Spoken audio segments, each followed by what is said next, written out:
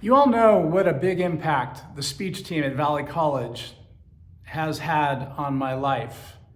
And I mean that top to bottom. Everything I have in this life is directly related to speech team, to speech. And it all started here at Valley College. As I mentioned, a wonderful woman named Betty Ballou invited me to join the speech team. But that was just the start. I had to also make the director of the program happy. A wonderful man named Marty Torres. He was the director of the team. And anybody who wanted to speak on his team had to have their speech green-lit by him. That means he would take a look at your speech and say, yeah, go memorize it, you're set to go. Or he'd make some changes, or he would really speak into your life like he did with me. This was way before political correctness, hypersensitivity, or the time of triggering. And instructors would quite often sometimes speak very harshly into people's lives. And with good reason, I will say. With that, this man would forever change my life with his hard language, and I will forever be grateful for it. It was Thursday evening, early evening. The sun was still out. It was late in the afternoon, and the campus was dead. We were sitting on the steps of the south side of the Humanities building. I can remember it like it was yesterday.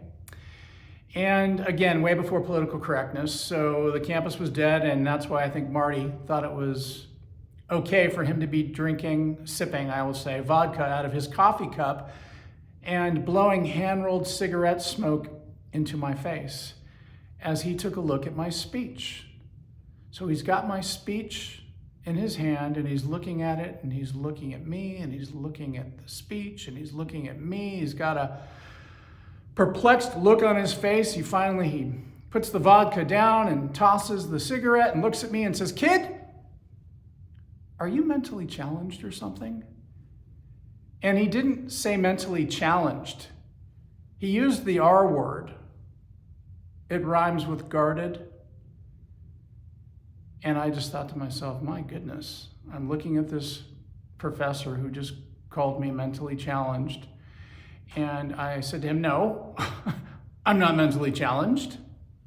He said, "Kid, you might look and sound okay in front of an audience, but if you can't properly organize your mind and thoughts on paper, you'll go nowhere in speech competition." He went on to say, there is zero structure in what you've written, and there is not one complete sentence. Well, this was very humbling to me. Not only did I not want to be called mentally challenged, I really wanted to be on the speech team. You all know what it's like to discover something you think is really cool and that you want to be a part of. For me, that was speech team. I wanted to do this. So at that point in my life, for the first time in my, I think I was 22, 23 years of living, I decided to do something I had never done before. And that was listen to. Follow the direction that a teacher so desperately wanted to give me. With that considered, take a look at page 6, Directive 4. A public speaker must have an organized mind. And with this considered, this outline would forever change my life, academically and then eventually professionally. This is the outline we will use in this class to do both your informative and persuasive speech. Now, there are other outlines out there. I often have students submit them, which, by the way, if you're in my class, this is the outline we're using, no other outline. I call it the instant structure. It's named after Aristotle, the great-great-great-great-grandfather of linear structured thought. The instant structure name is not from him, but the Aristotelian outline, which is what it's often called. But I like to call it the instant structure because it allows you to instantly structure your thoughts for any and all presentations, whether it's a presentation that has to be done on the spot or in a few days, or in a few weeks. This is a wonderful outline, and the reason we use it more often than not in speech is because it's the simplest and it's the clearest. And the truth of the situation, any speaking situation, is audiences don't want to be having to think. They want to be fed. And this outline allows you to clearly feed any and all audiences with simplicity and clarity. With that, let's take a look at this outline that we will be using in class for the informative and persuasive speech, the instant structure. But before we do that, let me ask you, if you were giving a speech, what would be the very first words to come out of your mouth?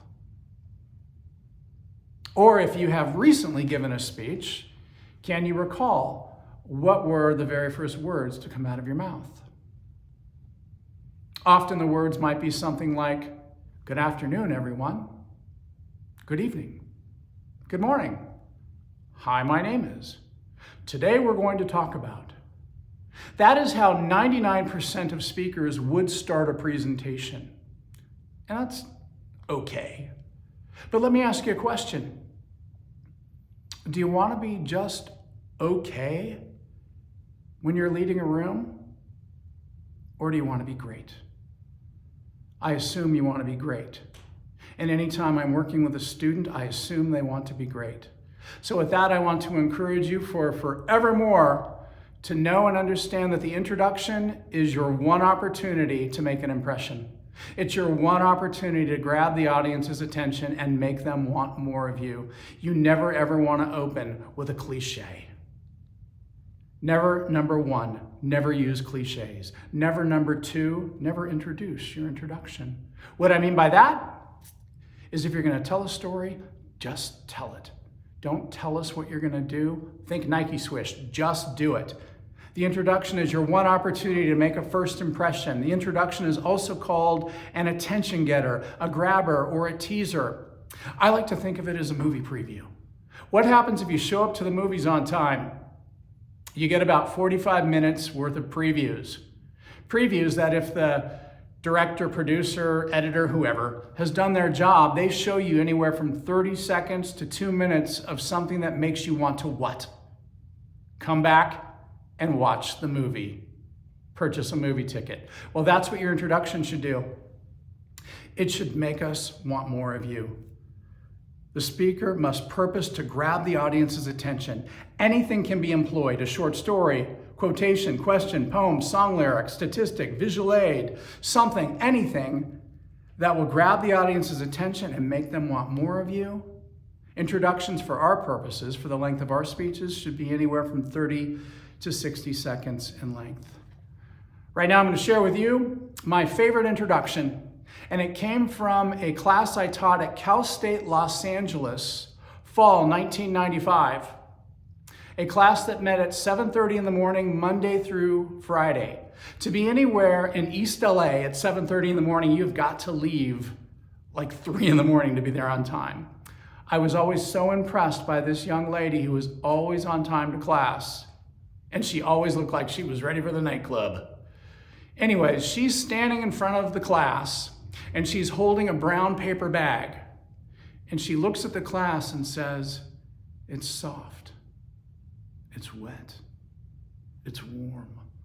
Class is going nuts. The guys are like, "Oh my gosh," and girls are like, "Oh," and I'm thinking, what is this woman going to do? She reaches into her brown paper bag and grabs a handful of spaghetti, turned and threw it against the wall, and it stuck. Then she very professionally walked over to the wall and said, "This spaghetti is going to stay stuck to the wall for my entire presentation because I cooked it properly."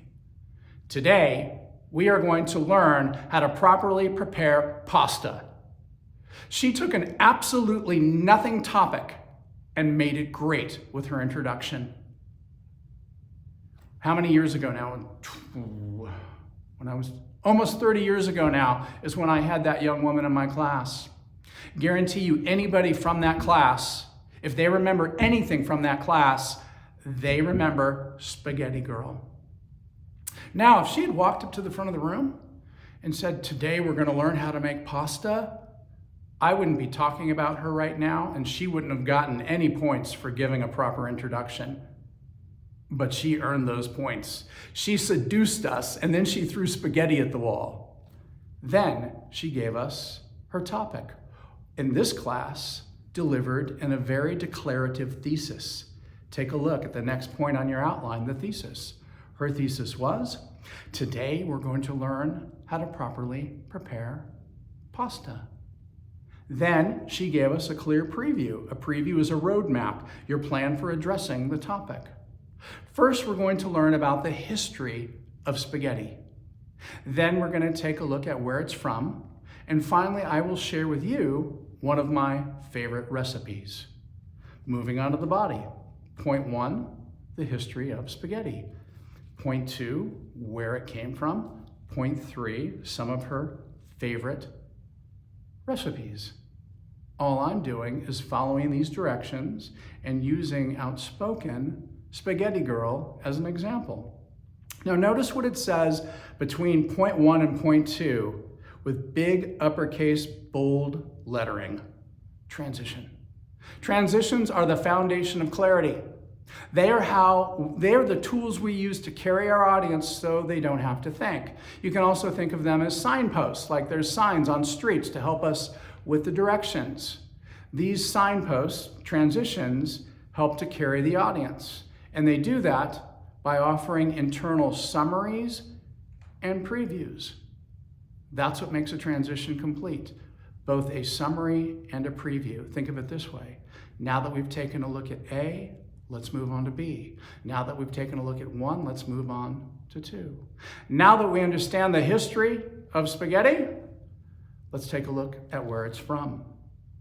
Now that we understand where spaghetti is from, let's take a look at some of my favorite recipes.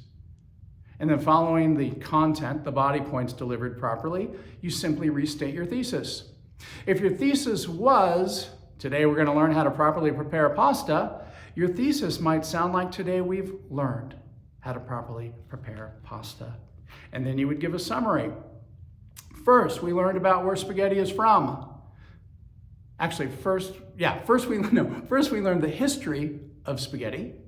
Then we learned where it's from. And finally, I shared with you some of my favorite recipes.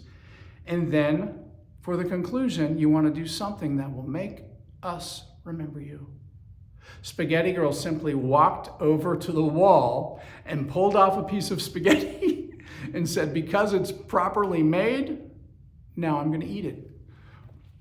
Popped it in her mouth, ate it, and went and sat down.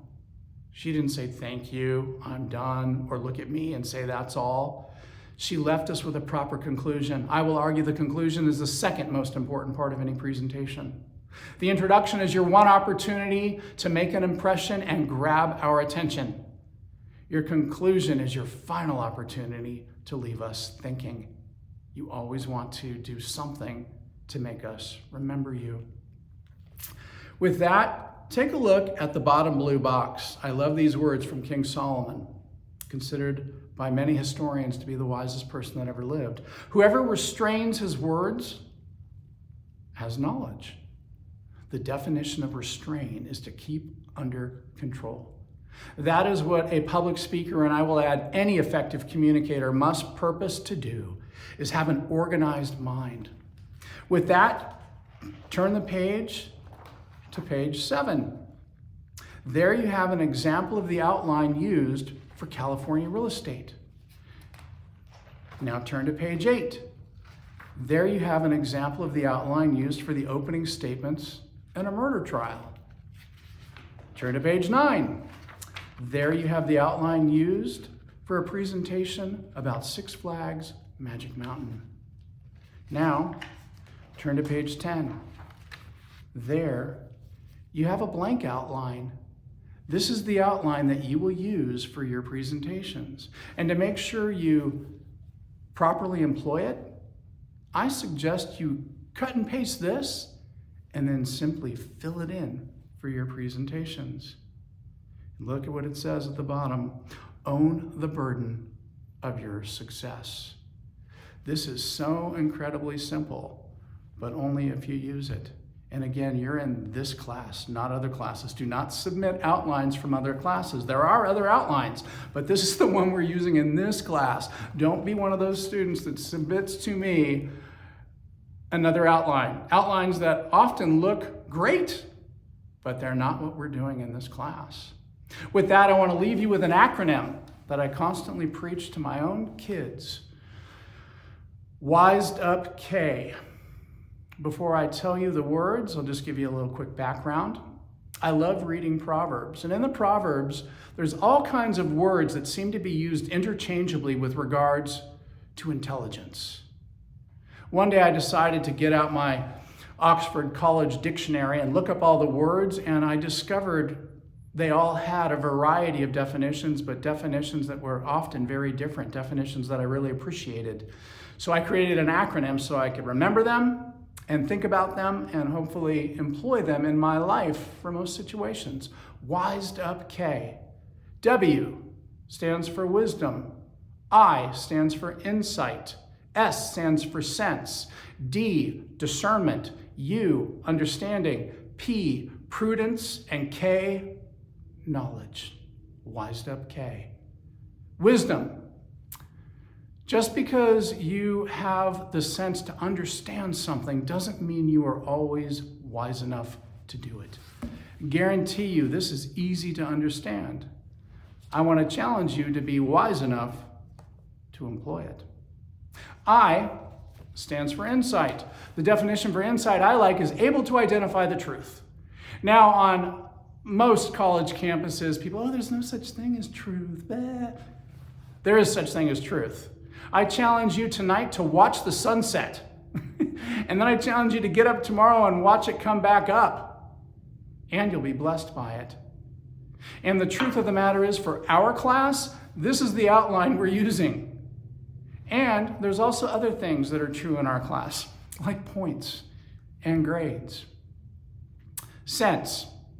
Sense means you have a properly functioning brain, which I hope and pray you all do. Discernment, that stands for good judgment. Good judgment. Do you have good judgment? Do you have good discernment? Are you going to do what you're called to do in this class or do something else? I hope you practice discernment. You, understanding, that means you get it. Again, everything in this class is so incredibly simple, but you have to not just understand it, but be wise enough to do it. P stands for prudence. The definition I like for prudence is regard for oneself. And I will say it's a humble regard for oneself, a healthy regard for oneself. And with that, I hope you are prudent, and for yourself, you do what needs to be done in this class on all levels. And then finally, K, knowledge. The definition I like for knowledge is well-informed. This class has a handful of incredibly simple, and I will add short videos. But the only reason you can be well-informed in this class and to do well is to do what needs to be done, participating, watching the videos, reading the directions for things in class, and participating in class discussions on a rich level. So I want to encourage you to be well-informed. I want to encourage you to practice Wised Up K with everything you do in this class. And I promise you might even discover something that helps you out in life.